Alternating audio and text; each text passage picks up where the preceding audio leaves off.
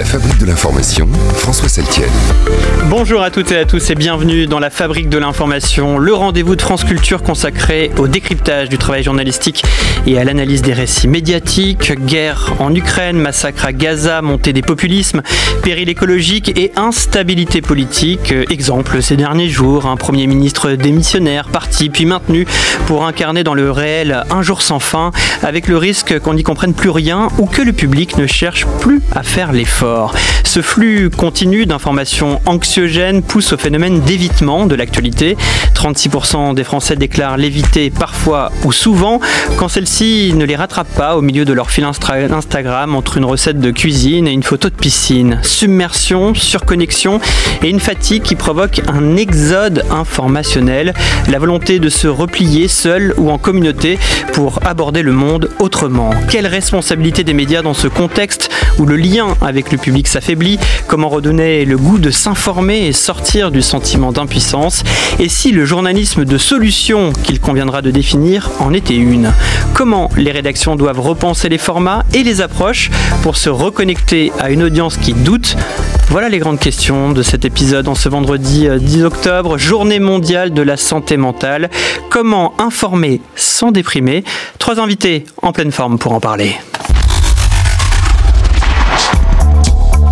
Et en duplex depuis les studios d'ici Provence, Pauline Amiel, bonjour.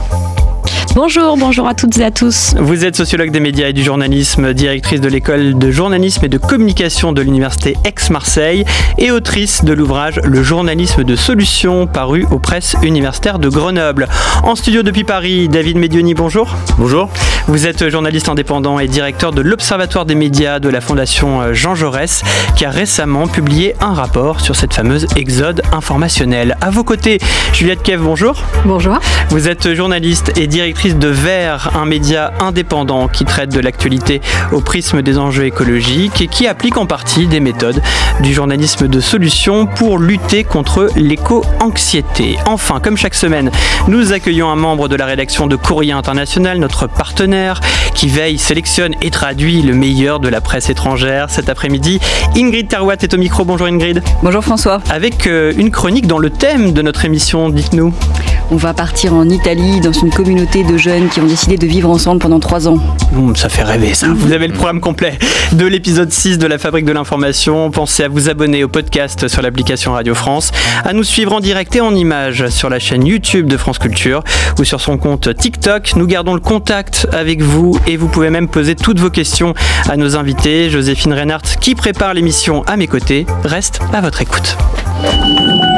Vous êtes-vous déjà demandé ce qui peut bien se passer dans la tête des autres? La fatigue, la grosse fatigue face à l'information. Depuis 20 ans, les mots se multiplient pour décrire notre rapport, à la fois défiant et excessif, à l'information. Sa quantité, indigeste, c'est le mot valise infobésité. Sa qualité, plus ou moins merdique, fait ou vérité alternative, fake news ou bullshit post-vérité. Aujourd'hui, en fait, nous, nos parents, quand tu leur dis tu peux avoir toute l'info que tu veux, tu te dis mais je veux tout savoir ce qui se passe en Inde, aux États-Unis, en Chine. Alors le doom scrolling, qu'est-ce que c'est? C'est l'acte addictif de faire dérouler des nouvelles désastreuses sur son fil d'actualité et ainsi tomber de son plein gré dans un vortex terrifiant d'infos catastrophiques. Et c'est comme ça, mes chers auditeurs, que vous tombez dans le piège du doom scrolling, dans les ténèbres du défilement sans fin. Comme vous avez peur de passer à côté du truc dont tout le monde va parler, eh bien vous scrollez. Encore et encore, c'est que le début, d'accord? D'accord. Crise, guerre, grève, meurtre, accident, j'en peux plus. Ça me stresse, ça me déprime. Ça me fait mal de le dire, mais on se rend pas compte à quel point la jeunesse souffre aujourd'hui. Parce que ils sont biberonnés aux réseaux sociaux, donc ils sont biberonnés à des choses qui sont fausses. Et malheureusement, leur santé mentale en prennent un coup, vraiment. C'est ce que l'on appelle de la fatigue informationnelle. 53% des Français en souffrent, et même 38% en souffrent beaucoup. C'est un stress informationnel qui est dû à l'abondance d'informations. N'ayez pas peur, chers auditeurs et auditrices, restez avec nous. On va donc parler de cette fatigue informationnelle qui avait été publiée dans un rapport de la Fondation Jean Jaurès. Vous en êtes le co-auteur, David Medioni, avec Sébastien Boulonne et Ganel Go. Un rapport qui avait fait date à l'époque, donc qui avait conceptualisé cette fatigue informationnelle. 2 ans plus tard, vous parlez maintenant d'exode informationnel. C'est quoi la différence ? Alors en fait, l'exode informationnel, c'est la conséquence, si j'ose dire, de la fatigue informationnelle qui s'est installée. Il y a 2 ans, 53% de nos concitoyens disaient souffrir de fatigue informationnelle. En novembre 2024, c'était 54%, donc c'était assez stable. Mais ce qu'on a observé dans cette deuxième vague de l'étude fatigue informationnelle de la Fondation Jean Jaurès, c'est que une partie de nos concitoyens, presque 40% d'entre eux, déclarent s'exiler vers d'autres terres informationnelles. Qu'est-ce que sont ces autres terres informationnelles ? Il y a 2 types d'exil. D'abord, le premier exil, c'est cette idée que on va débrancher complètement, on va aller cultiver notre jardin et on va se dire que finalement le monde informationnel, politique, qui se parle à lui-même, ne nous intéresse plus et ne nous concerne plus. Ça, c'est une première façon de s'exiler. Et la deuxième façon de s'exiler, c'est vers des terres d'information alternatives. Donc ça peut être des sites d'information indépendants qui donnent autre chose, qui amènent autre chose. Ça peut être des sites d'information de solutions. Et puis, c'est aussi une vérité alternative et des sites conspirationnistes et une volonté de remplacer le réel par une explication beaucoup plus simple et beaucoup plus facile à comprendre.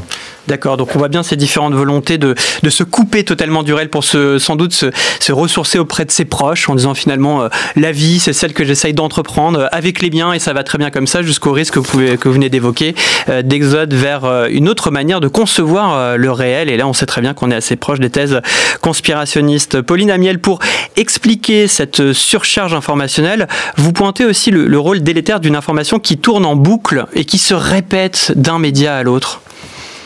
Oui, c'est vrai que la fatigue informationnelle, elle existe quand même depuis longtemps, ou cette idée d'infobésité, même si on n'avait pas forcément mis ces termes-là, au moins depuis les années 90. Et c'est en même temps que ça a été développé l'information finalement en direct, notamment sur des informations très anxiogènes comme la guerre en Irak à cette époque-là. Et puis ça n'a fait que progresser.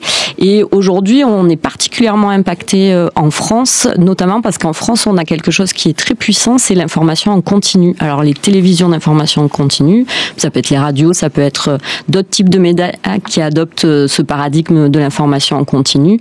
Et effectivement, ça renforce ce sentiment de surcharge informationnelle, de fatigue et donc cette envie de s'exiler. Vous évoquez justement la guerre en Irak. C'est à ce moment-là que France Info, la radio continue du service public, a trouvé aussi justement son public et a couvert cette guerre qui était peut-être une des premières guerres couvertes par une information en continu à la radio en France. David Dunelli, vous voulez faire un petit retour, une réaction rapide ? C'est exactement ça. C'est ce qu'on a montré avec Guénaël, c'est cette dictature du flux un peu. En fait, la fatigue informationnelle, elle est pas récente. Effectivement, elle existe depuis un bout de temps.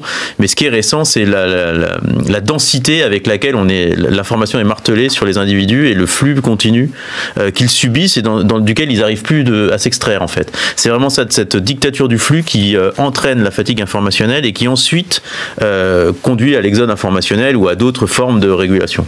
Alors Juliette Keff, on l'entend, cette dictature du flux, donc l'information continue. Puis quand même, j'aimerais revenir sur cette idée qu'elle tourne en boucle, qu'on a l'impression que c'est un peu un copier-coller, que cette information qu'on va voir dans un média, on va la retrouver ailleurs. Comment vous faites-vous pour éviter ce copier-coller qui est un risque que l'on a tous dans les rédactions? On regarde forcément ce que publient les autres, on a envie parfois d'être les premiers ou de le faire parce que les autres le font. Comment vous échappez à ces réflexes-là? Honnêtement, c'est assez difficile, bien sûr, puisque on est tous embarqués dans le monde journalistique par cette course à l'échafaud qui nous fait on court derrière l'actualité. Nous, on a choisi de développer un format qui est celui de la newsletter.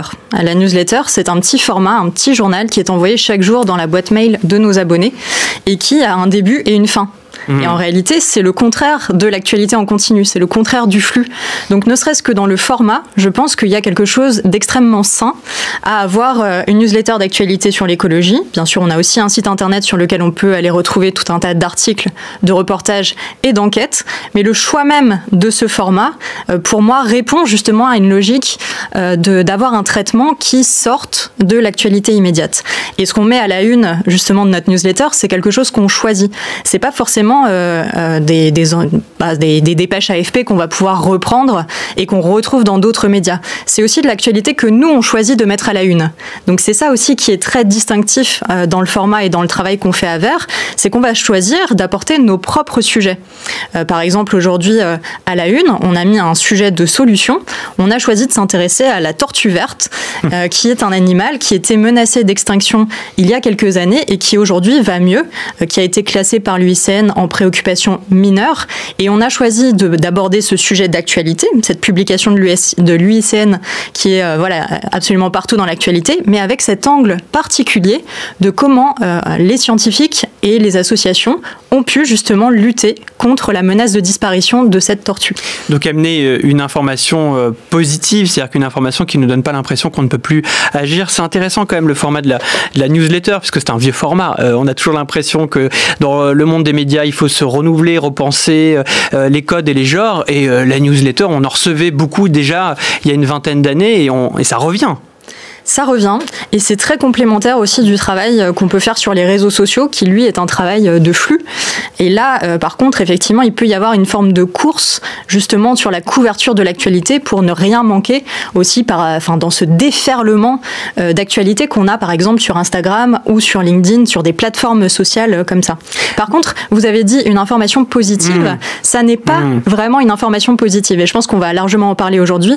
Le journalisme de solution n'est pas nécessairement positif. C'est un journalisme de réponse face aux grands défis contemporains. Et un journalisme qui cherche justement à échapper à ce qu'on appelle le biais de négativité que l'on a tous. C'est-à-dire qu'on est parfois toujours plus intéressé par les trains qui déraillent que par les tortues qui sont sauvées. Qu'est-ce que le biais de négativité? On écoute.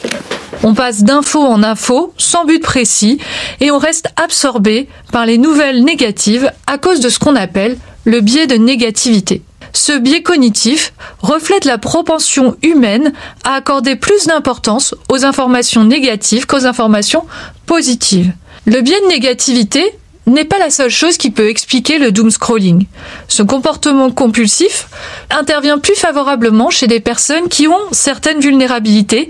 Ces personnes tentent de réguler des émotions négatives comme l'anxiété, la peur ou l'incertitude en restant continuellement informés, même si ce comportement a l'effet opposé. Ils essaient à travers cette activité de collecter toutes les informations négatives et ils peuvent intensifier leur pratique de doom scrolling, en particulier lors des crises, comme on a vu lors du Covid-19.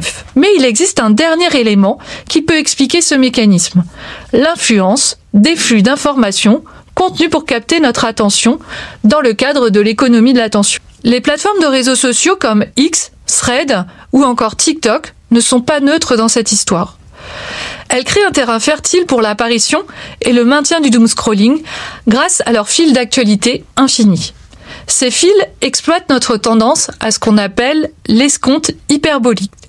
C'est un biais cognitif où les individus s'attendent à ce que l'information suivante soit plus gratifiante que l'information précédente, ce qui les incite à continuer de scroller sans fin.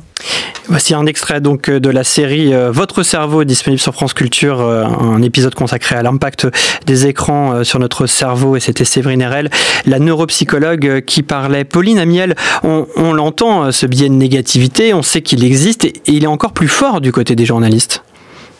Oui, c'est très intéressant. Il y a une fondation qui s'appelle la fondation Gapminder qui étudie ce biais de négativité depuis 2005, donc avec des résultats qui sont vraiment consistants depuis plus de 20 ans. Et tout le monde peut passer le test, donc je vous invite tous et toutes à passer ce test si ça vous intéresse. Il mesure vraiment le biais de négativité de tout un chacun, et comme il y a des catégories socio-professionnelles, on se rend compte que les journalistes ont un biais de négativité encore plus fort que la moyenne de la population. Ce qui peut expliquer aussi qu'il y a une tendance à s'arrêter ou à regarder davantage les informations plus négatives que ce que la moyenne de la population aurait pu constater. Voilà, donc les journalistes qui sont évidemment des médiateurs, donc davantage soumis au biais de négativité, donc ça influence forcément leur travail. Dans les propos de Séverine Erel, David Medioni, on a parlé de doom scrolling, qu'elle a assez bien défini. Je pense que tout le monde voit à peu près ce que c'est. Vous évoquez l'hémocratie, qui est en corrélation évidente avec ce flux permanent que l'on trouve sur les réseaux sociaux. Oui, tout à fait. L'hémocratie, c'est cette idée que finalement tout est régi par l'émotion et par la façon dont les réseaux sociaux globalement traduisent une information. C'est-à-dire qu'il y a une émotion sur les réseaux sociaux, les journalistes qui sont très présents sur les réseaux sociaux se disent qu'il y a peut-être un sujet, traitent cela de façon émotionnelle, et ensuite ça conduit à une réaction en chaîne des différents tenants de la parole publique, politique et autres, et puis une réaction à ces prises de position. Et donc en fait c'est une forme de cercle vicieux qui se met en place, et où finalement l'émotion règne surtout. Je dis pas que l'émotion est quelque chose de négatif pour finalement faire passer une information, faire passer une idée, rendre compte d'un problème, mais quand c'est le seul outil qu'on a, le seul levier qu'on utilise pour finalement prendre conscience d'une problématique sociale ou politique, ça devient problématique, parce que finalement elle met à distance toute capacité de raisonnement, toute capacité de prise de distance, toute capacité de prise de recul.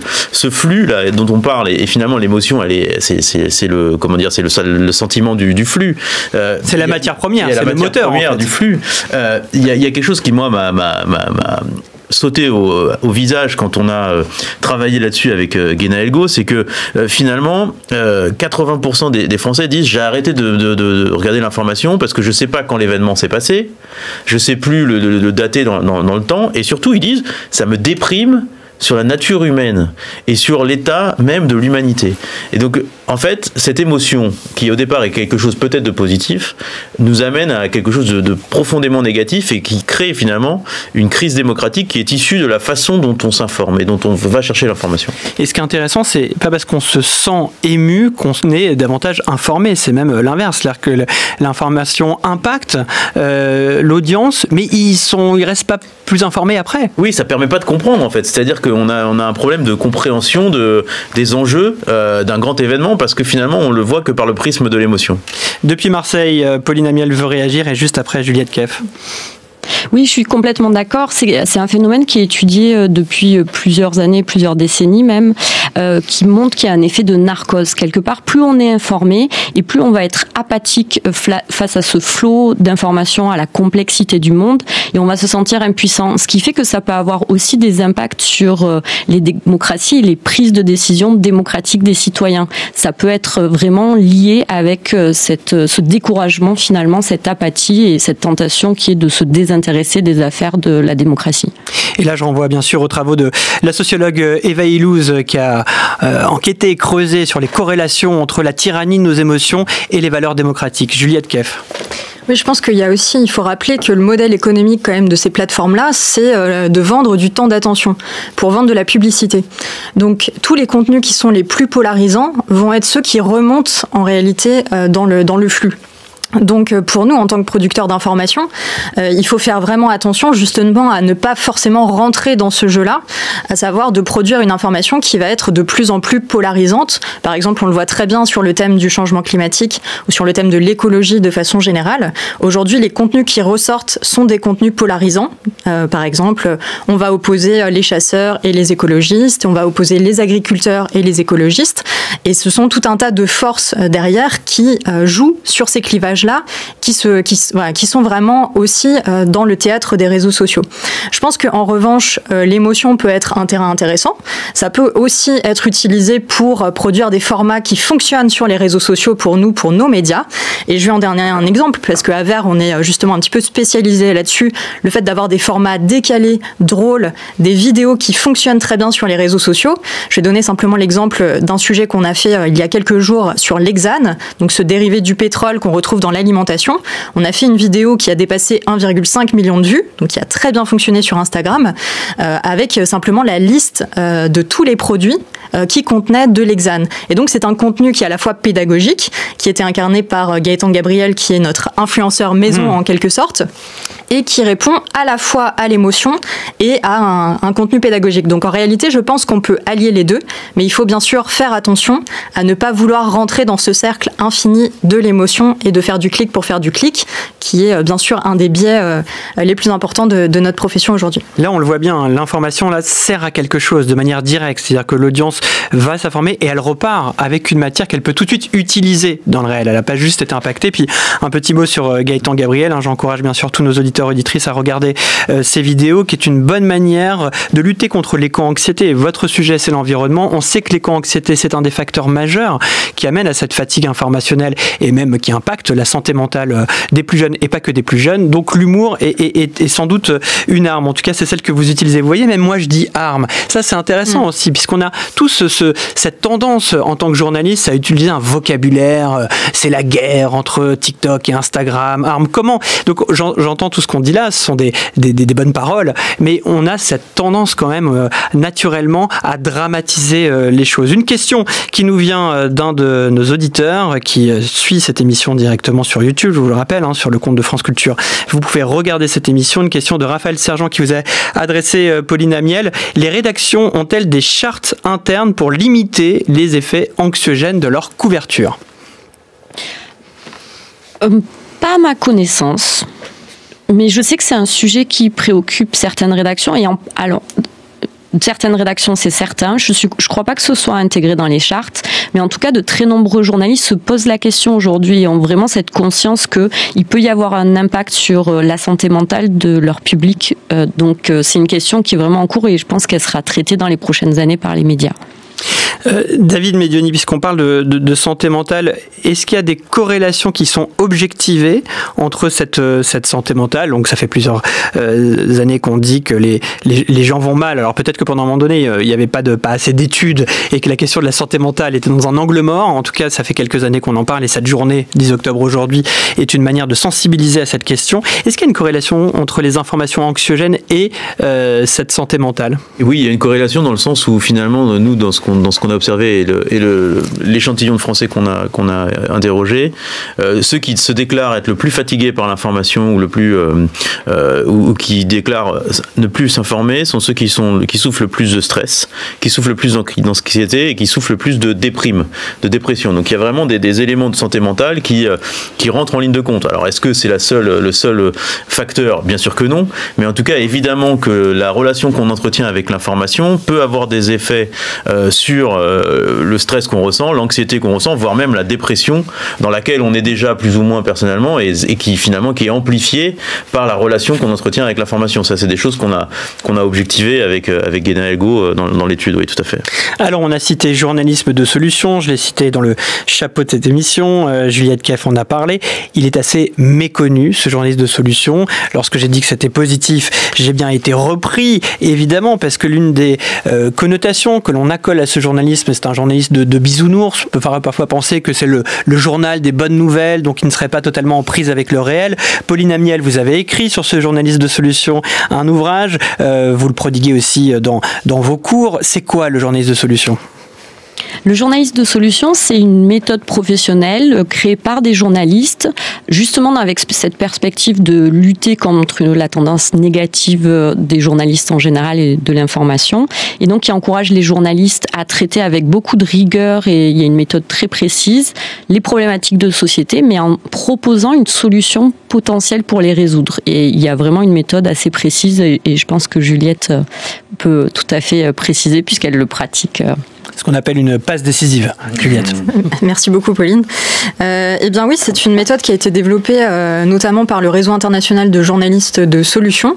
Une méthode, un groupe qui a été créé par des journalistes du New York Times à l'origine et qui présente en réalité 4 étapes principales. Donc d'abord, il faut que ce soit une réponse à un problème qui est déjà connu. C'est-à-dire que par exemple, si vous apportez directement, si vous vous intéressez à un sujet, mais que le problème n'est pas du tout connu, il est absolument inutile de s'intéresser tout de suite à la solution. Donc c'est pour ça que ça n'exclut pas toute l'approche d'enquête sur les problèmes et de révélation aussi d'études de terrain que nous faisons en tant que journalistes. Donc la première étape, la réponse. La deuxième, c'est de fournir des preuves de résultats, que cette solution, elle fonctionne. Donc ça veut dire avoir des documents qui le prouvent, avoir des études qui le montrent. Donc des données d'impact en fait. Des données d'impact, cette solution, exactement. C'en est vraiment une. Ça doit aussi apporter des éclairages. Donc peut-être que cette solution, elle va pouvoir justement être répliquée par ailleurs. Et enfin, il faut toujours aborder aussi la question des limites et des faiblesses de cette solution. Donc à la rédaction de Vert, on a été formé par Sophie Roland, qui est une ancienne enquêtrice de Cache Investigation et formatrice du réseau international de journalisme de solutions. Et nous, ça nous permet très concrètement, dans un monde qui est absolument peuplé de greenwashing, de solutions technologiques qui sont vantées par les entreprises, par exemple, eh bien de faire le distinguo entre les bonnes et les mauvaises solutions. Je vous donne un exemple. l'année dernière, on a fait toute une série d'enquêtes sur l'eau, les réponses à apporter au problème de la sécheresse. Donc il y avait bien ce problème, la sécheresse, qu'est-ce qu'on en fait ? Eh bien, on a étudié en 15 volets toutes les réponses qui étaient dans le débat démocratique pour y répondre. Donc par exemple, est-ce que le traitement des eaux usées est une bonne ou une mauvaise réponse ? Est-ce que le fait d'aller recycler et extraire de l'eau de mer pour la boire, pour la potabiliser, c'est une bonne réponse ? Est-ce que les réponses de géo-ingénierie, est-ce que le fait d'avoir des semences qui sont moins consommatrices d'eau sont des réponses ? Vous voyez que là-dessus, on a énormément d'éléments qu'on va pouvoir justement enquêter. Donc une analyse critique de la solution, c'est là où effectivement ce journalisme est complet, c'est qu'il ne prend pas la solution d'elle-même, il l'analyse et il exerce une capacité de discernement. Exactement. C'est pour ça qu'il est tout aussi rigoureux quelque part que le reste du journalisme. Et beaucoup de rédactions, bien sûr, font des reportages de solutions ou des enquêtes de solutions, parfois même sans le savoir. Récemment, dans le débat public, il y avait tout ce débat autour de la climatisation, par exemple, cet été. Et bien, beaucoup de rédactions se sont intéressées au sujet de la climatisation en essayant de décrypter si la climatisation au niveau individuel est une bonne ou une mauvaise réponse, à la fois pour le confort des individus dans les appartements, mais aussi la question plus générale du réchauffement climatique. Alors vous dites justement que ce journalisme, il est exigeant, il me paraît même plus exigeant que le journalisme... Comment on l'appelle du coup, puisque le journalisme de solution étant un journalisme, on va dire, traditionnel, le plus courant, ça doit coûter plus cher de faire du journalisme de solution, ça demande plus de temps. Et ça, Pauline Amiel, on sait que les médias en manquent toujours, et d'argent et de temps. Oui, c'est sûr que c'est souvent la première réponse dans les médias des rédacteurs en chef ou des preneurs de décision, c'est de dire c'est super votre journaliste de solution, mais ça nous prend trop de temps, j'ai pas assez de journalistes, j'ai pas assez de temps. Ceci dit, il y a quand même vraiment des bonnes pratiques qui peuvent être utilisées par les journalistes pour avoir une autre vision, apporter un regard décalé ou un angle différent sur leur production, changer peut-être aussi de répertoire, de sources traditionnelles. Le journaliste de solution et le réseau international dont parlait Juliette proposent beaucoup de pistes pour intégrer du journalisme de solution dans son quotidien. Ça, c'est pour l'international. En France, on peut noter l'association Reporters d'Espoir qui a été créée en 2004 et qui joue un rôle moteur aussi au sein de notre paysage médiatique pour encourager les médias à parler davantage de solutions et donc de perspectives positives. Mais attendez, j'ai dit perspectives positives, mais critiques. David Medioni, dans les solutions justement qui sont apportées pour lutter contre cette fatigue informationnelle, est-ce que le journaliste de solution en est une qui est citée par les sondés? J'ai l'impression que c'est encore un journaliste assez méconnu. Oui, c'est un journalisme assez méconnu et nous, en tout cas dans la mesure qu'on a fait, on n'a pas observé de demande particulière de journalisme de solution. Au contraire, ce qui est apparu finalement dans les solutions, c'est plutôt effectivement la newsletter. Tout à l'heure, on en a parlé, cette idée que finalement c'est l'information qui vient vers vous plutôt sortir du flux. Ouais, sortir du flux. Voilà, cette idée vraiment avec un début, un milieu, une fin et de choisir le moment dans lequel on consulte l'information. Donc il y a vraiment cette idée-là. Parmi les choses qui ont été apportées aussi en termes de médias qui fonctionnent et qui apportent quelque chose à ceux qui sont le moins fatigués, il y a cette idée du 1 d'Éric Fotorino, c'est-à-dire on fait moins de sujets, mais on le fait de manière complète, efficace et avec plusieurs regards, des regards de journalistes, des regards de sociologues, des regards de chercheurs, ainsi de suite. Voilà. Après, le journalisme de solution, il apparaît, mais il apparaît pas comme une demande majeure des Français pour finalement repenser leur relation à l'information. Juliette Keff, est-ce que ça marche, le journalisme de solution? Excusez-moi cette question triviale, mais est-ce que par rapport aux chiffres que vous pouvez observer, quand vous publiez justement un article, un reportage qui rentrerait dans ce cadre et dans ce genre-là, est-ce qu'il est plus consulté ou autant consulté que les autres? Non, parfois il est plus consulté, ça arrive. Par exemple, on a fait un reportage dans le Tarn-et-Garonne, dans le Lot-et-Garonne, auprès d'un agriculteur qui produit des noisettes bio et aussi des noisettes sans trop de pesticides, on va dire. Ça, c'était dans le cadre de la loi du plomb. Vous savez, tous les débats qu'il y a eu autour de la réintroduction de l'acétamipride, qui est donc un néonicotinoïde qui est dangereux pour la santé humaine. Eh bien, on est allé voir cet agriculteur parce qu'il avait un parcours intéressant. Il a eu un cancer il y a 10 ans et il a décidé de complètement réorienter justement la façon dont il produit de la nourriture et en l'occurrence dont il produit des noisettes. Eh bien, cet article-là, par exemple, il a été dans notre top 10 des articles les plus lus de l'année. parce qu'il y a une incarnation, parce qu'il y a justement un personnage qui est fort, qui raconte une histoire, qui est là aussi pour porter son histoire. Donc je pense que le fait que ce soit un journalisme de réponse n'est pas l'unique clé du succès de cet article. Il y a justement cette forte incarnation. Mais on a tout à fait des sujets qui fonctionnent aussi très bien en vidéo sur les réseaux sociaux, qui fonctionnent aussi très bien en article. Donc je pense que le journalisme de solution est en tout cas un des moyens mais c'est pas le seul, de reconnecter les gens à l'actualité. Et je dirais pour compléter que, en réalité, ça s'inscrit dans tout un champ qui est celui de sortir de notre position surplombante de journaliste et d'aller au contraire être beaucoup plus à l'écoute du terrain, de retourner beaucoup plus sur le terrain, d'avoir des reporters. Voilà, nous on travaille avec beaucoup de journalistes indépendants, pigistes sur tout le territoire, qui peuvent nous proposer des sujets qui remontent du terrain, et donc d'arrêter d'avoir ce regard un petit peu surplombant qu'il peut y avoir dans certaines rédactions parisiennes pour se mettre vraiment à hauteur des gens, comprendre leurs préoccupations. Et ça, vous avez une journaliste qui en parle très bien et de manière vraiment, je vous invite vraiment à lire son ouvrage qui s'appelle Malentendu. C'est la journaliste Nina Facio qui raconte en fait le fait que nous ne savons plus écouter en tant que journaliste et que même on n'apprend pas à écouter. Ce n'est pas une compétence qui est évaluée en école de journalisme, et donc peut-être qu'il nous faudrait justement réapprendre à écouter, retourner sur le terrain. On nous apprend quand même à mener des interviews, à faire des entretiens, donc c'est quand même l'art de l'écoute. C'est l'art de l'écoute, mais parfois on attend des réponses qui sont très cadrées. C'est-à-dire parfois vous avez même dans des services d'actualité de grands médias nationaux des rédacteurs en chef ou des rédactrices en chef qui vont vous dire bon bah voilà, tu as besoin de 2 témoignages et limite on laisse un blanc, l'article est déjà pré-rédigé et on a besoin de telle ou telle citation. Je caricature. Mais en tout cas, apprendre justement à réouvrir son regard et à faire en sorte que les informations nous remontent, de sortir de ce regard surplombant, je pense que c'est un des outils à côté du journalisme de solution qui est très efficace. Et c'est vrai que ce que vous dites fait partie de la défiance à l'égard des journalistes, de notre population. On peut citer le baromètre de la Croix qui chaque année montre que la confiance est en érosion, aussi parce que les gens ne se sentent pas représentés dans les médias. Les médias ne parleraient pas d'eux, de leur vie, de leur quotidien. Et peut-être qu'aujourd'hui, voir les chaînes d'information continue et les autres, bien sûr, tourner en boucle sur la petite cuisine interne gouvernementale est un exemple aussi du manque peut-être de préoccupation de sujets importants, de sujets qui touchent les gens. France Culture. Mesdames, Mesdemoiselles, Messieurs, bonjour. La fabrique de l'information. La face, encore ces stupides actualités. Je déteste les actualités. François Saltiel.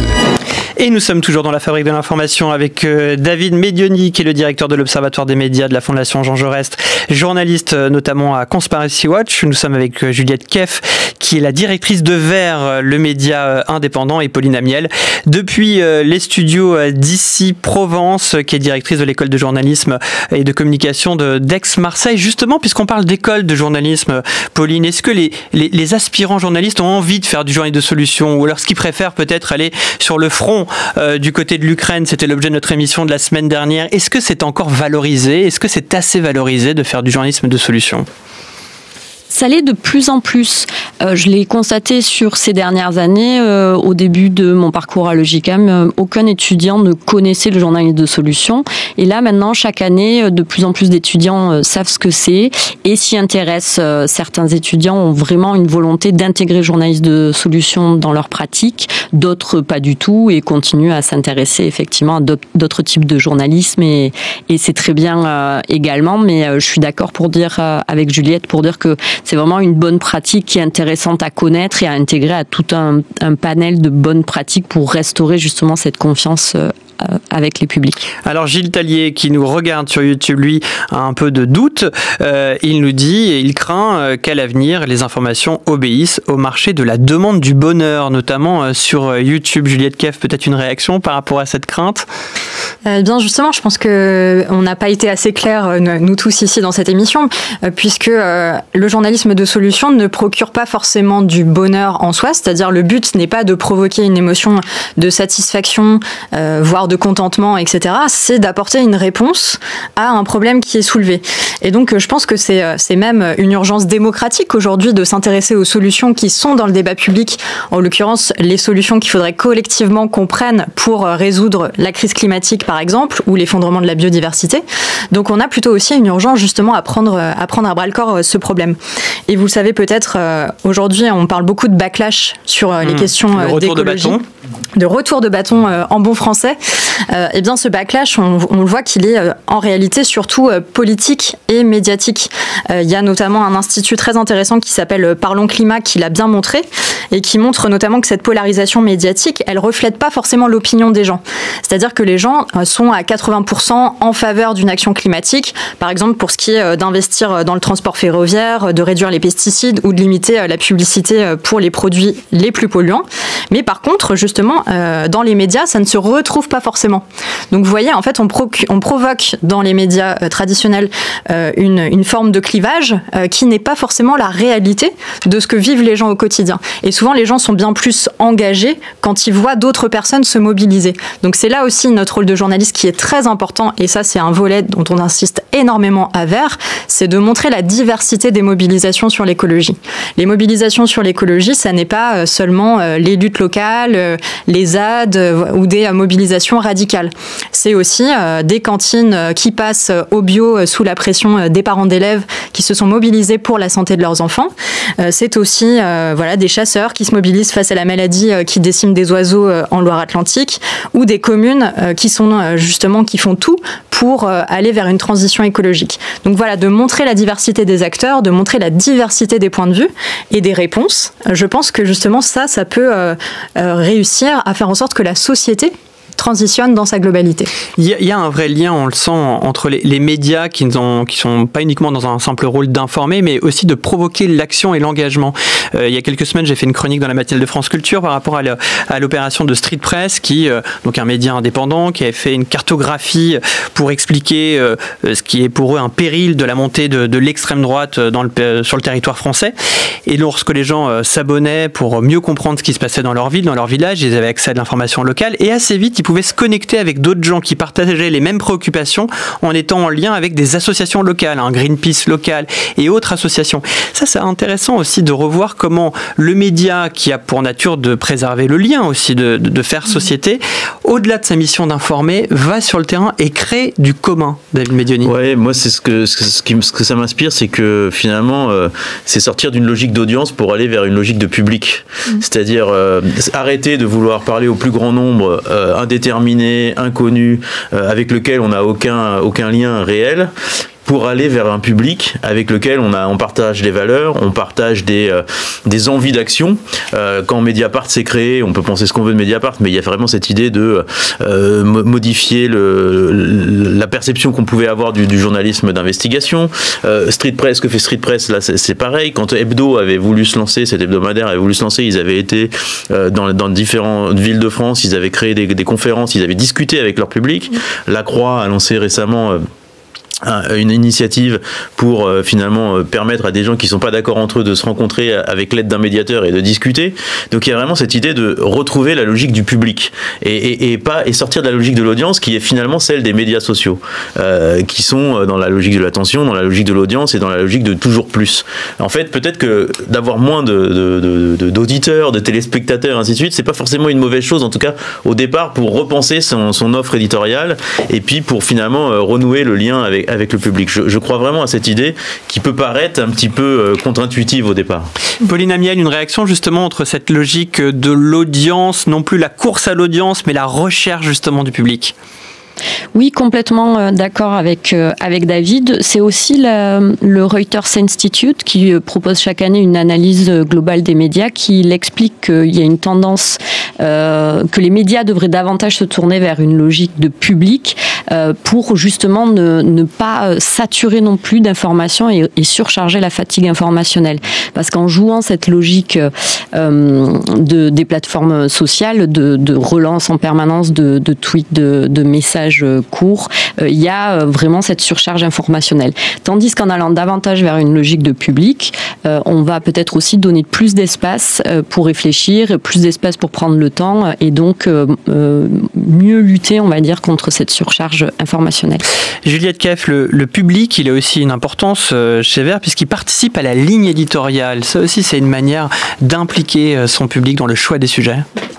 En fait, je pense qu'à l'origine, Vert a vraiment voulu revenir justement à ce mot de média. Être un média, c'est être le lien entre un public et une information. Et donc, c'était notre rôle de journaliste d'accompagner, d'outiller notre public et donc d'être au contact du public.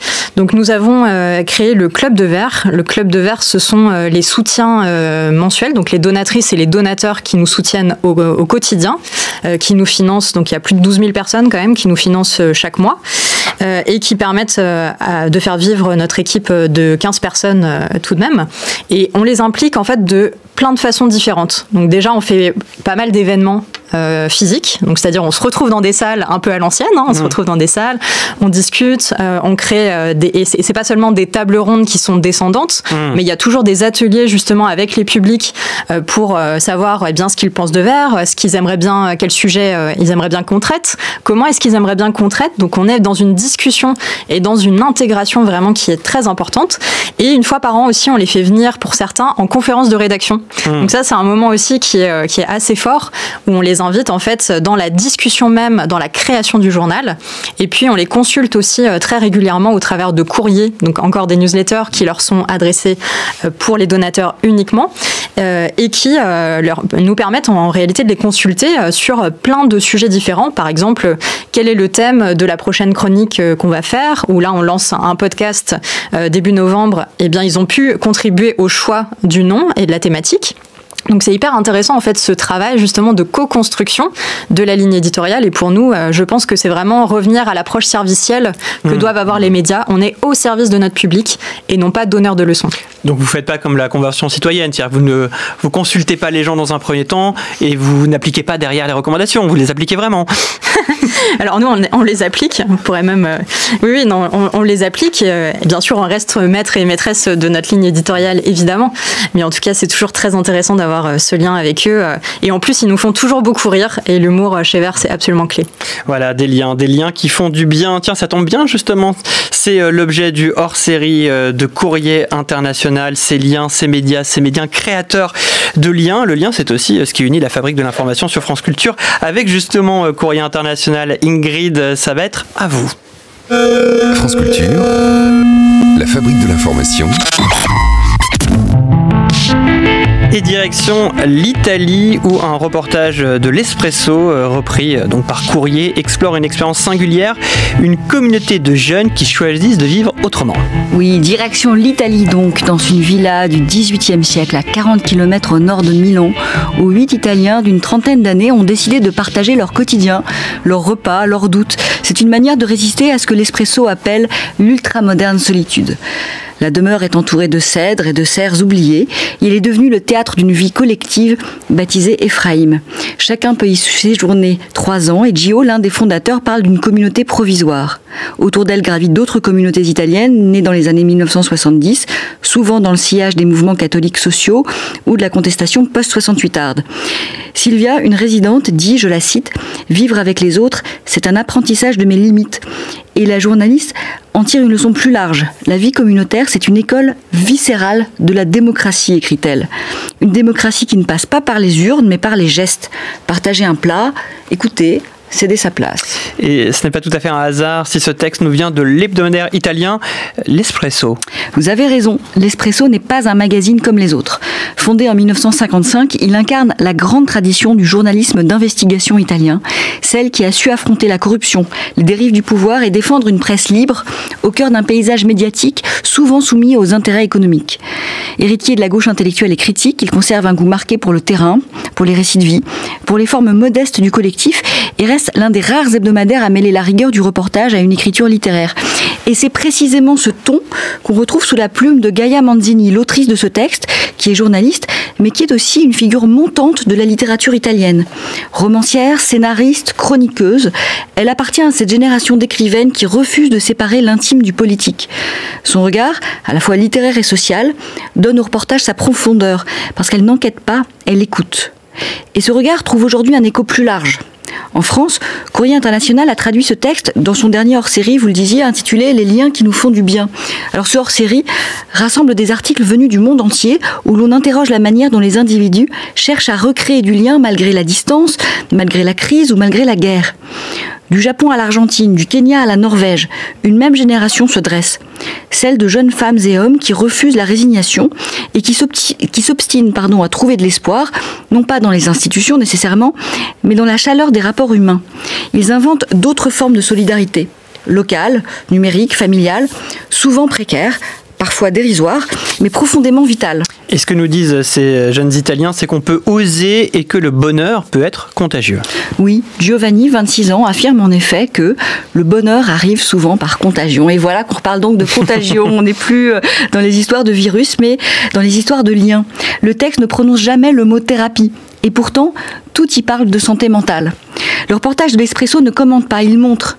Il laisse les voix exister dans leur humanité fragile, sans filtre, sans jargon. Et c'est dans un espace médiatique saturé d'images et de chiffres, ce type de journalisme soigne en proposant autre chose. Un regard patient, presque artisanal, sur les manières de tenir ensemble. En racontant les gestes du collectif, cet article raconte déjà un soulagement possible du mal-être contemporain, celui de se savoir quelque part relié à d'autres. Alors dans le jardin de la Villa Restelli, il y a une poule aux pattes emplumées qui picore au pied d'une statue moussue et Giovanni qui rit. Il dit « On a le plus beau poulailler du monde ». C'est pas une utopie, c'est juste une maison où on apprend à être moins seul. Et si, comme il le dit, le bonheur arrive souvent par contagion, alors ce reportage aussi peut-être nous contamine. Car à force de raconter le lien, le journalisme finit parfois, peut-être aussi, par en créer.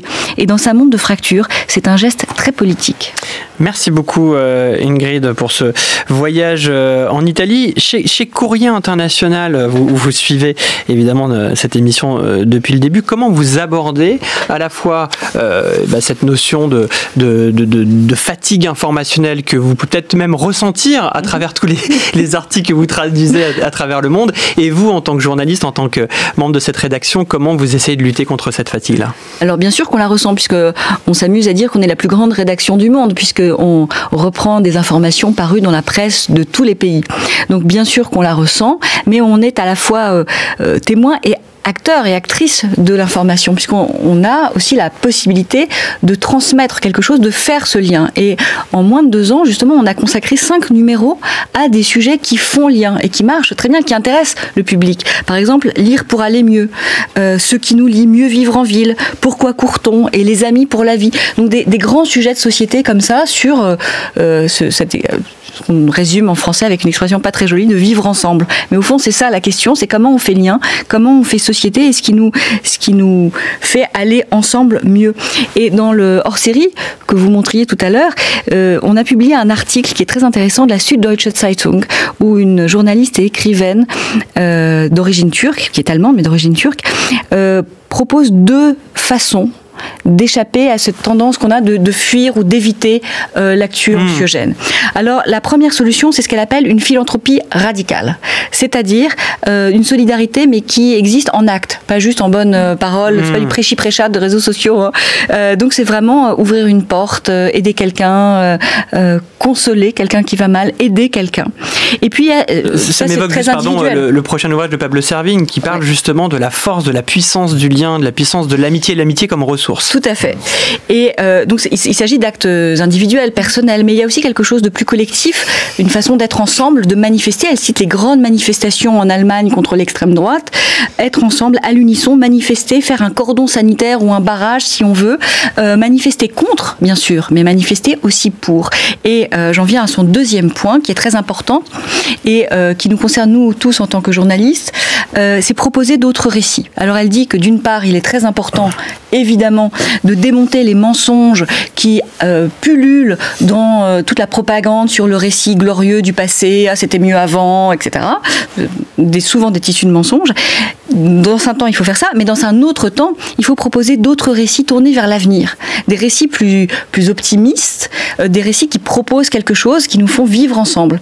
Et c'est pas un hasard, d'ailleurs, si beaucoup des articles que nous republions dans ce hors-série sont écrits par des romanciers et des romancières.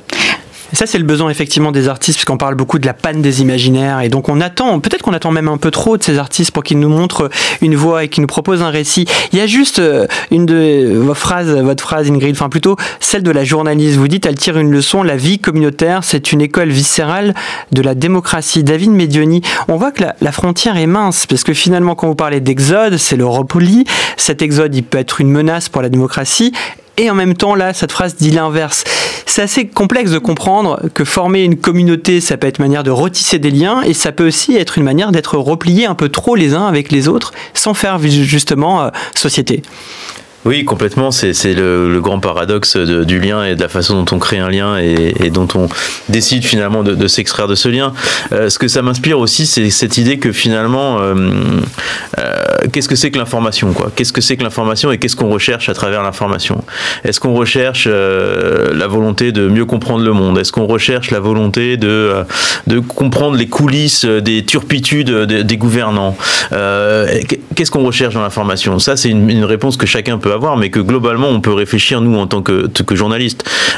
Et pour sortir du flux, cette idée d'extrait du flux, pour permettre finalement de renouer le lien dont vous parliez, il y a cette idée, à mon sens, de reborner un peu nos contenus, c'est-à-dire sortir d'une logique du flux pour aller vers une logique de programmation avec un début, un milieu, une fin, et avec cette idée que finalement tout ça n'est pas un flux inarrêtable sur lequel on n'a plus aucune maîtrise. Moi, ce qui m'interpelle fortement, c'est cette idée que on n'a jamais eu collectivement autant accès à la connaissance encyclopédique, mais aussi à la connaissance de l'information, autant de sources d'informations, et pourtant tout ce qu'on a mesuré nous et d'autres aussi démontre que finalement plus personne ne comprend rien à rien, et donc qu'on a baissé au niveau économique, on a baissé au niveau de connaissances économiques et ainsi de suite. Donc finalement, c'est que le trop plein ne nous permet pas de relationner avec l'information et donc avec les médias de manière apaisée et sereine. On sent presque un petit peu, pas votre mal-être, David Medioni, j'irai pas jusque-là, mais cette fatigue informationnelle, on la ressent aussi en tant que journaliste. Juliette Keff, est-ce que vous l'avez ressenti peut-être dans vos expériences précédentes, ou est-ce que vous luttez contre celle-ci ? Parce que on est tous, nous, on est quelque part les premiers médiateurs, donc on est confrontés à cette actualité, à ce flux en permanence. Alors on peut parfois y mettre un peu de distance parce que notre métier, mais il peut aussi nous ensevelir. Oui, je pense que c'est un risque, bien sûr, dans notre métier, puisqu'on est des consommateurs et des consommatrices d'informations, nous aussi, en tant que journalistes. On fait ce qu'on appelle notre veille, c'est-à-dire que chaque matin, chaque après-midi, on va consulter un certain nombre de titres et de sources pour s'informer et savoir ce qu'on va mettre dans le journal. Chez Vert, je pense qu'on est un petit peu à l'abri de ça, parce qu'on est une équipe tournée vers la production d'une information. Et en ça, on a un pouvoir, quelque part, qui est celui de proposer une information alternative. Et on sait que, par exemple, dans le phénomène d'éco-anxiété, ce qui revient beaucoup, c'est de se sentir impuissant, c'est l'inaction. Or, quand on est dans une rédaction et qu'on travaille en collectif, donc déjà, il y a l'aspect collectif qui est extrêmement important. On peut partager avec ses collègues, on peut avoir des discussions justement sur des informations qu'on a vu passer qui sont très anxiogènes, notamment quand on s'intéresse aux questions du climat.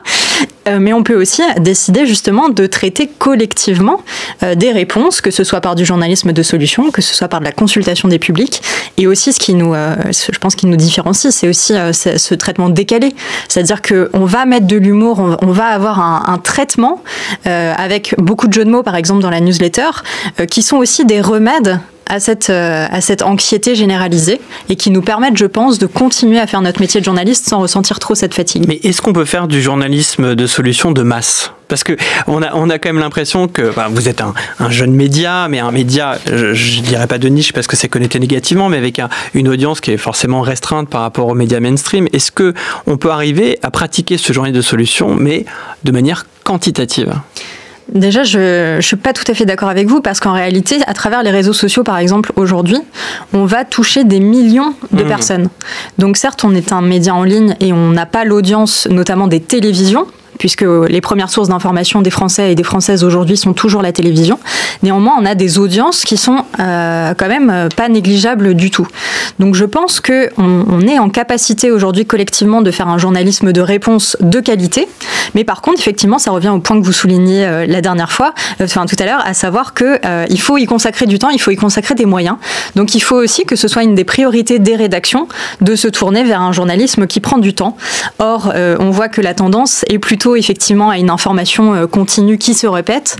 Mais j'en veux pour preuve, par exemple, il y a des chiffres du journal Le Monde qui montrent que ce journal a produit plutôt moins qu'auparavant, alors qu'ils ont plus de journalistes. Et bien ça, je trouve que c'est une tendance intéressante. Produire moins, mais des informations de qualité, c'est aussi ce que demandent les publics. Produire moins tout en diffusant plus, parce qu'ils produisent moins, mais ils ont développé plein d'autres services pour aller justement vers des médias, vers d'autres canaux. Donc c'est peut-être la même information, mais traitée différemment pour toucher des publics différents.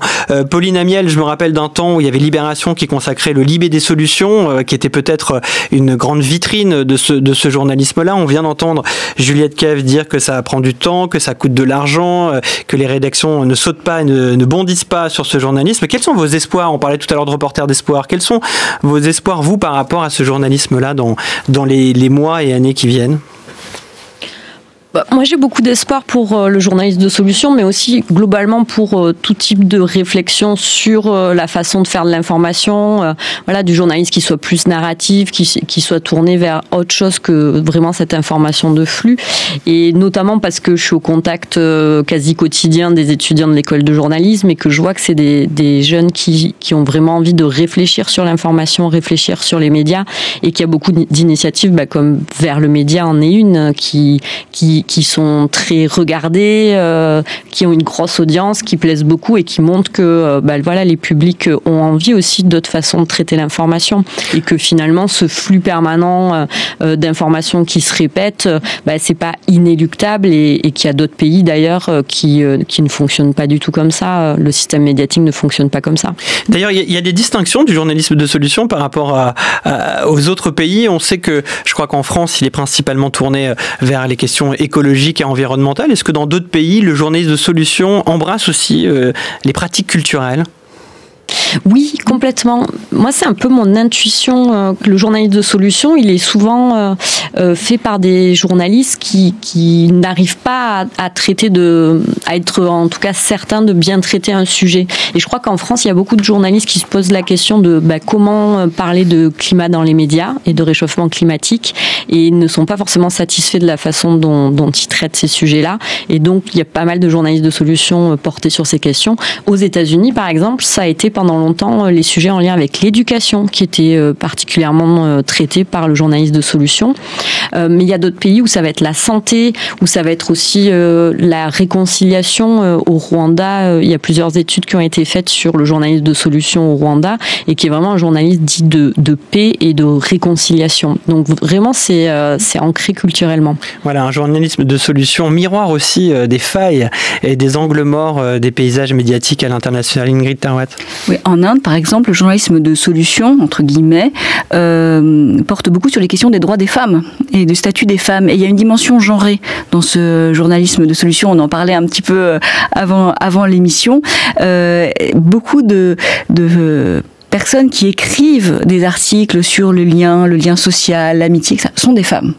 Et on retrouve cette dimension très genrée de care dans ce journalisme, dans cette écriture, dans cette approche du monde. Et il y a peut-être quelque chose à interroger là. Pourquoi ces solutions et ce regard nous vient des femmes et presque pas exclusivement, mais très majoritairement des femmes. C'est peut-être aussi un problème qu'il faut se poser quand on parle du journalisme. En tant que femme, Juliette Kev, vous avez une réaction par rapport à ce qui vient d'être dit par Ingrid ? Non, je pense que ma dernière réaction, c'est vraiment de dire que la peur n'entraîne pas l'action. Et je pense que aussi, dans un contexte d'urgence climatique et sociale absolue, tel qu'on l'est actuellement, en fait, il faut vraiment qu'on prenne notre rôle de journaliste à bras-le-corps. Il faut que cette responsabilité qui nous incombe arrive aussi dans le réel et se dire qu'il faut donner envie d'agir à travers une diversité de mobilisation et que ça n'est pas du feel-good, mais que au contraire, c'est rassurer, inciter à un changement profond. C'est ça qu'on a envie de faire aujourd'hui. Et voilà, agir, c'est un risque. Agir, c'est une audace. C'est pas un simple confort et ça sera le dernier mot. Merci à tous les quatre de m'avoir accompagné pour cette émission. Juliette Kev, je le rappelle, vous êtes journaliste et directrice de Vert, un média indépendant que l'on conseille ici dans la fabrique de l'information. Allez le suivre et allez rire aussi avec Gaëtan Gabriel. Pauline Amiel depuis les studios d'Ici Provence. Je remercie d'ailleurs la technique là-bas. Vous êtes directrice de l'école de journalisme et de communication de l'université Aix-Marseille. Votre ouvrage, Le journalisme de solution, est à mettre entre toutes les mains, comme les papiers de David Medioni et ce rapport rapport sur l'exode informationnel publié au sein de l'Observatoire des médias de la Fondation Jean Jaurès. Ingrid Terwatt, on a cité Courrier International une bonne dizaine de fois, mais on le fait une 11e fois. Les liens qui nous font du bien. Et face à la Russie, faut-il riposter? En voilà un titre, allez, presque de solution, on va dire, du moins de questions. À la préparation de cette émission, je remercie comme chaque semaine Joséphine Reynard à la réalisation aujourd'hui, Sorge Leroy à la technique, Noé Chaban et à la vidéo, Giade Dantier.